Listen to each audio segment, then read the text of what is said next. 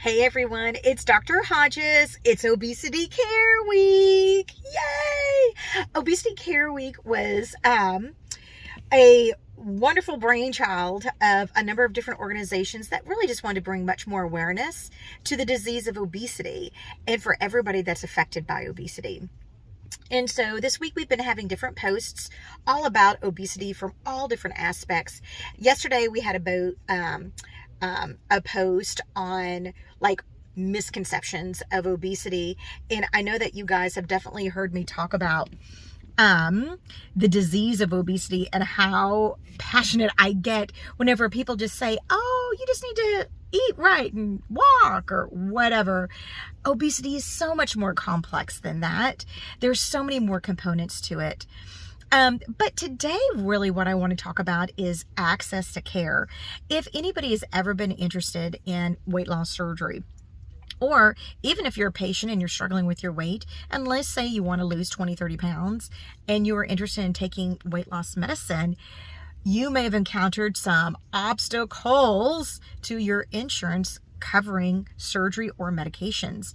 It is a widespread problem. There are some really good new medicines that are on the market today that are just incredibly expensive for patients that don't have adequate coverage. That also is with surgeries as well. Certainly whenever you're looking at surgery compared to medical weight loss, I'm a surgeon by heart, so while I will say there is a little bias, all the research does bear out that surgery is certainly going to give you much more durable long-term weight loss compared to a traditional medical weight loss program. However, what happens if you don't have insurance coverage? What are you to do?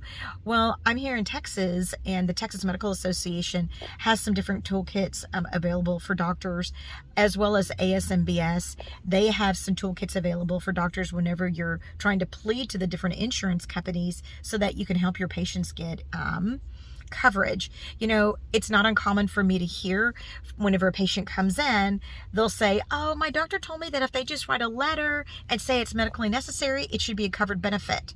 Unfortunately, that is not the case. I have certainly found that patients can have one foot in the grave if it is not a covered benefit. It will not be covered by insurance. And so it can get very tricky.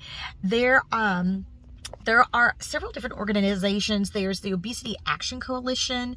TMA also has an organization called TexPAC. Those are both lobbying organizations, and I'll leave little links to those below, where you can try to write Congress and your state legislature to see about getting more access to bariatric surgery. Oh my goodness, I'm meeting my my office manager, Laura, for lunch. Let's see. Laura, I'm making a video. Say hello. Hi. I'm talking about access to care and how frustrating it is. I literally had a patient yesterday. She just had surgery. She wants her son to have surgery, but her son is on her husband's insurance, and her husband's insurance does not have coverage. And so I evaluated the patient, and I asked the mom, is there any way that he can get on your insurance? It is, well, now it's March 1st. And she's like, no, open enrollment is until October for next year.